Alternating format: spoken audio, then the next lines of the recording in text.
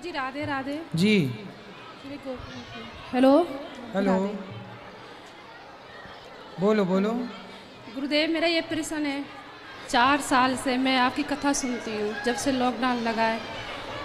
गुरुदेव, कितनी बार मैंने सोचा भागवत में आने के लिए, लेकिन मेरठ में कथा करी आपने, तब सोचा ना जा पाए। उत्तराखंड रहते हैं गुरुदेव, रुद्रपुर से आए हम। अब की बार बच्चों के पेपर पड़ गए, यहाँ पे मेरा मायका बुलंदशहर में। अब की बार पेपर पड़े, मैंने सोचा अब की बार गुरुदेव हमारे बुलंदशहर में आए तो मैं गुरुदेव की कथा ज़रूर सुनूंगी। बच्चे बोले मम्मी पेपर छूट जाए कोई बात नहीं, पर कथा ठाकुर जी बुलाएंगे, अगर भागवत जी की कृपा होगी तो हम भविष्य से जाएंगे। इनके पापा से हमने बोला, वो बोले ठीक है मैं आपको छोड़ आता हूँ। वो हमें छोड़ के चले गए गुरुदेव। वो भागवत जी की कृपा से हमें भागवत जी मिली। गुरुदेव, मेरे प्रश्न है कि मैं जब 3 बजे कथा चलती है तो मैं ऐसे भाव बना के बैठ जाती हूँ जैसे मैं वृंदावन में बैठ गई हूँ। गुरुदेव, अगर कभी कभी मैं जैसे थोड़ा बहुत आराम करने के लिए सोचा 1-1:30 बजे के लिए, मेरी एक बार आँख लग गई। 3 बजे गुरुदेव आपने मुझको हिलाया, आपने बोला कि क्यों भागवत नहीं सुनना आज। आप घर पर आए, आपने खुद ने मुझको जगाया, क्यों आज भागवत नहीं सुननी आपको। मैं उठी, गुरुदेव सॉरी राधे राधे। मैंने टीवी ऑन करा, मैंने कथा चलाई। फिर गुरुदेव दूसरे दिन एकादशी थी, सुबह का टाइम था गुरुदेव, 3:30 बज रहे थे। मैं 4:30 बजे लेटी थी तो गुरुदेव आप घर पे आए।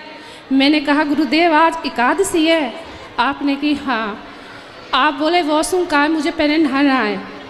आप नहाने के लिए गुरुदेव आपने जनेऊ पहना हुआ था, आप नहाने की। मैंने पूछा गुरुदेव आज एकादशी है, क्या समाई की चावल की खीर बना सकती हो आपके लिए। आपने बोला हाँ बना सकते हो। क्या गुरुदेव समाई की चावल की खीर बन सकती है? बनाते तो हैं लोग कोई, पर चावल ना खाएं, फल ही खाएं तो बहुत अच्छा है। मेरा ये प्रश्न था कि मैंने आपसे पूछा ना, तो आपने मुझे बताया गुरुदेव। ठीक है, खाते हैं, कुछ लोग खाते भी हैं। गुरुदेव 1 महीना लगातार मुझे सपने में आप इतने आते रहे गुरुदेव, इतने आते रहे, क्योंकि कि मैं ध्यान रहता था। चलिए भगवान आपको सुखी रखें। और सवाल जिसका हो वो हाथ उठाएं, सबको मौका दिया जाए, ये सबको सवाल करने हैं, बाकी बैठे। भगवान आपको सुखी रखें। आपके सपने में भगवान का दर्शन हो रहा है, संतों का हो रहा है, बहुत शुभ है, खुश रहिए। राधे राधे गुरुजी। जी गुरुजी, मैं ये पूछना चाह रही हूँ आज के टाइम में कि मतलब 4 झूठे एक साथ इकट्ठे हो जाते हैं तो एक सच क्यों हार जाता है आखिर? सच हार जाता है, ऐसा बोल रहे हैं? हाँ जी, मैंने खुद देखा है कि मतलब 4 अगर झूठे एक साथ इकट्ठे हो गए तो सच को दबा दिया जाता है। सच मतलब कहीं ना कहीं रो के चुपचाप बैठ जाता है, ऐसा क्यों? बेटा देर लगेगी, लेकिन जैसे आम का बीज आज बोया गया ना तो उसके फल आने में 5 साल लगता है जी। उसी तरह सच को यदि आज बोया गया है जी तो देर से सही पर अंकुरित जरूर होगा। मतलब उस सच का परिणाम आएगा, कोई उसे मिटा नहीं सकता, दबाया तो जा सकता है। जी। जैसे सूर्य को बादल ढक तो लेते हैं, पर बादलों में इतनी ताकत थोड़ी है कि सूर्य को के अस्तित्व को मिटा दें। भाई ढक सकते हैं जी। ऐसे कुछ देर के लिए, जैसे बादल सूर्य को ढक लेते हैं कुछ देर के लिए, ऐसे झूठ कई बार सच को ढक लेता है, लेकिन आएगा एक दिन सामने। तो गुरुजी जब इंसान के पास कुछ नहीं रहता है, खत्म हो जाता है, उस ऐसे सच का भी क्या? नहीं नहीं बेटा, बचता है। भगवान जो कर रहे हैं उसे लीला मान के देखो बस। हर सुख में हर दुख में यदि आपको कोई थप्पड़ भी मार रहा है तो ये मानो कि ये विधाता की इच्छा है, प्रभु आप चाह रहे हैं कैसा हो तो कोई बात नहीं। हर हाल में ईश्वर के आश्रित रहो बस। बस यही है कि भगवान जी जो कर रहे हैं ठीक कर रहे हैं। ठीक कर रहे हैं। अभी कहते हैं ना कि जब बुरा समय आए तो चुपचाप होके बैठ जाना चाहिए। जी। अच्छे समय आएंगे तो दिन बदलते देर नहीं लगते। रहीमन चुप हो बैठिए, देख दिनन के फेर। जी। तो दिनन के फेर देख करके चुप होके बैठो। नीके दिन जब आई हैं तो बदलत न लगे हैं देर। जब नीके मतलब अच्छे दिन आएंगे तो बदलते हुए टाइम ना लगेगा। तो रहीमन चुप हो बैठिए, देख दिनन के फेर।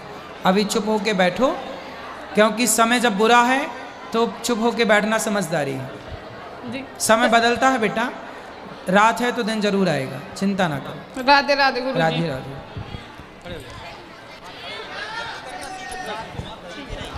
आएगा, उस तरफ भी आएगा माइक, चिंता ना करो बेटा। राधे राधे गुरुजी। जी गुरुजी मैं ये पूछना चाह रही थी कि गुरुजी मैं शारीरिक पूजा में मेरा मन कम लगता है, लेकिन मैं मन से कर लेती हूँ मानसिक पूजा। कर लो, अच्छा है ना, जी सही है। गुरुजी मेरा एक दूसरा प्रश्न एक हो रहा है।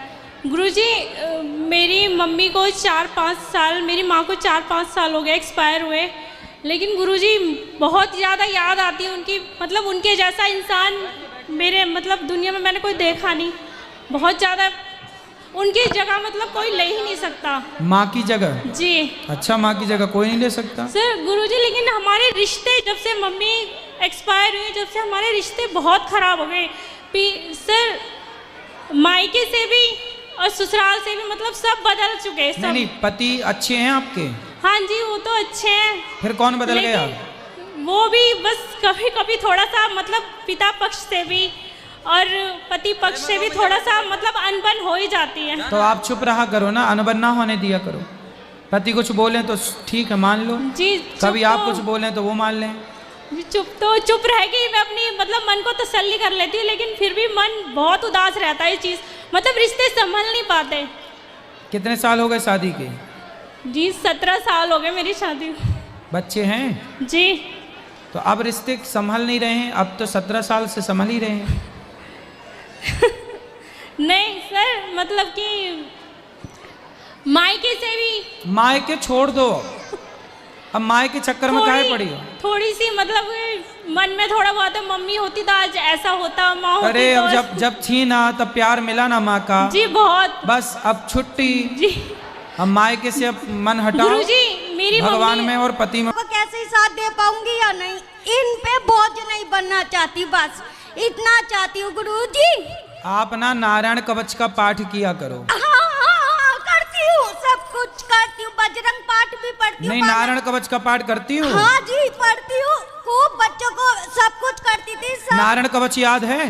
नहीं, बजरंग पाठ 40 भी पढ़ती, सब कुछ बेकार हो ठीक, गया। नहीं बेकार कुछ नहीं होता, बस नारायण कवच का पाठ करोगी ना तो आप सब ठीक रहोगे। अच्छा गुरुजी, खुश रहो। ओ भैया अभी चला गया मेरा 20 साल का, माँ बापों को साथ में। हाँ नहीं, लेकिन इशारा कर दिया तो आप समझ गए, और समझदार को इशारा काफी है। उसी प्रकार सुखदेव भगवान ने कहा नहीं, राधा जी का नाम लिया नहीं, पर इशारे से कह दिया अनया राधितो नूनम। भागवत जी में अनया राधितो, राधितो शब्द आया है जी। डायरेक्ट गुरु है ना, तो गुरु का नाम डायरेक्ट नहीं लिया, पर इनडायरेक्ट इशारे से कहा। अब इशारे से तो समझदार समझ लेंगे। जो लोग कहते हैं कि भागवत जी में राधा नाम नहीं है, वो सुखदेव भगवान का इशारा नहीं समझ पाए। इशारा समझ पाते तो भागवत जी में एक प्रसंग आता है कि जब भगवान गोपियों के संग जब रास रचाने लगे जी, तो गोपियों को अभिमान आया कि हम बड़ी सुंदर हैं।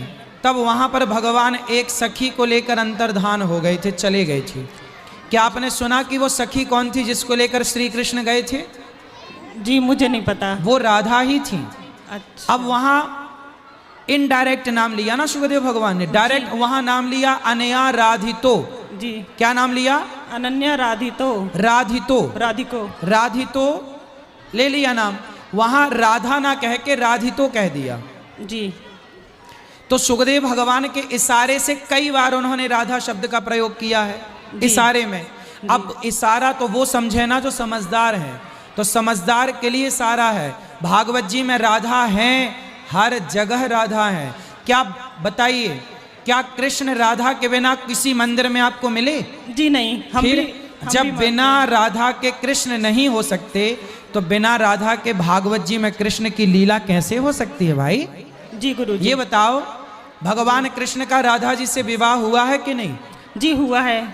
तो जब विवाह हुआ है तो कृष्ण की संपूर्ण लीला भागवत जी में है, तो क्या राधा जी नहीं है भागवत जी में? राधा कौन है? कृष्ण के प्राण, कृष्ण की आत्मा ही राधा है। जी तो क्या बिना आत्मा के कृष्ण का वर्णन है क्या?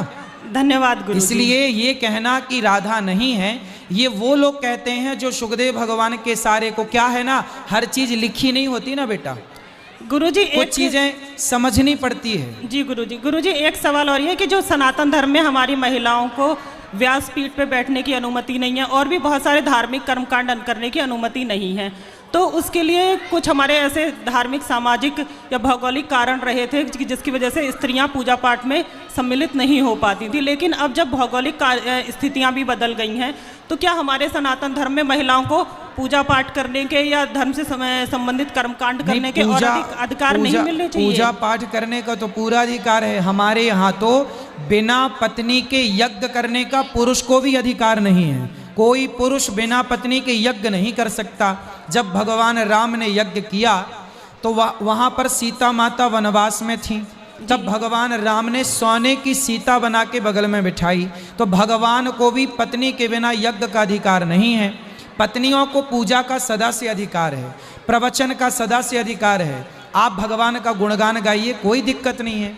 लेकिन जो व्यासपीठ में बैठना है और जो किसी के अनुष्ठान करना है, जैसे आप अपने पितरों को भागवत सुना रहे हैं, पितरों के मोक्ष के लिए भागवत करा रहे हैं, उस समय कहा है नारियां केवल उपदेश करें, ज्ञान दीजिए, आप ज्ञानवान बनिए और ज्ञान बांटिए, समाज की सेवा करिए। मीराबाई इतनी बड़ी ज्ञानी थी, इतनी बड़ी भक्त थी, क्या उन्होंने व्यासपीठ पर बैठकर प्रवचन किया? नहीं किया, प्रयास भी नहीं किया। फिर ऐसे ही आप ना सत्संग करिए, समाज को सही गाइड करिए, समाज का सही मार्गदर्शन करिए, पर भागवत जी में जो लिखा है उसका पालन करिए। विरक्तो वैष्णवो विप्रो वेद शास्त्र विशुद्धिकृत दृष्टांत कुशलो धीरो वक्ता कार्योति निष्प्रहा। जो लिखा है वो देखो, स्त्री को क्या करना है क्या नहीं करना। भौगोलिक कारण आपने बताए, तो आज कितना भी भौगोलिक कारण बदल जाए, कुछ काम स्त्रियां कर सकती हैं तो कुछ काम स्त्रियां नहीं कर सकती, कुछ काम पुरुष कर सकता है तो कुछ काम पुरुष नहीं कर सकता। ईश्वर ने स्त्री पुरुष का जोड़ा बनाया है, कुछ काम पुरुष करेगा, कुछ काम स्त्रियां करेंगी। स्त्रियां बच्चा पैदा कर सकती हैं, पुरुष कभी बच्चा पैदा नहीं कर सकता।